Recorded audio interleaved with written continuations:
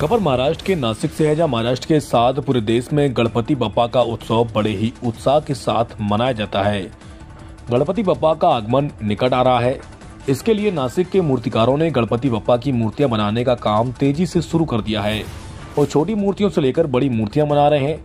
मूर्तियां अलग अलग आकार, डिजाइन और आकर्षक रंगों से बनाई जा रही हैं। मूर्तियां बनाने का काम पिछले कुछ महीनों से शुरू हो गया है और मूर्तिकारों का कहना है कि गणपति बप्पा के आगमन तक जारी रहेगा। वो जल्द से जल्द गणपति बप्पा की मूर्तियां बनाकर बाजार में लाने की कोशिश कर रहे हैं।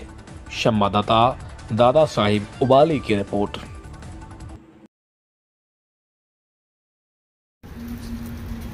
आमच्याकडे काम चालू आहे, गणपतीचं बी चालू आहे। सगळे किती दिवसांपासून काम चालू आहे तुमचं?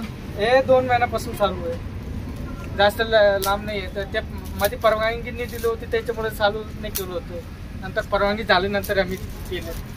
जर परवानगी नाही दिली असती आम्ही बी नाही केलं असतं। ग्राहकांचा प्रतिसाद कसा लाभतो आहे?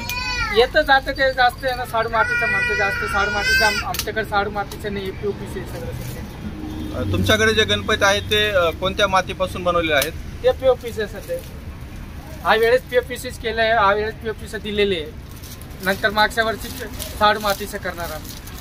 आता किती दिवसापर्यंत काम तुम्ही चालू ठेवणार आहात? आता काय 10-8 दिवस राहिलेले आहे, ते तेवढ्यापर्यंत चालू आहे। ते जे करणार नंतर त्याच्यानंतर बंद करून टाकत पीओपीसी। आतापर्यंत किती मूर्त्यांचा स्टॉक तुम्ही बनवला? जास्त नाही केलं, हा वेळेस ना कमीच केले। 800-900 मूर्ती असे, जास्त नाही। ते बी जास्त सांगितलं पण कमी आहे मूर्ती, हा वेळेस ना कमी सांगितलं। गेल्या वर्षी जे मार्केट होतं, जे प्रतिसाद होता, तो प्रतिसाद या वर्षी मिळतोय का? नाही, अर्धे आहे। त्याच्यापासून बी डबल अर्धे आहे।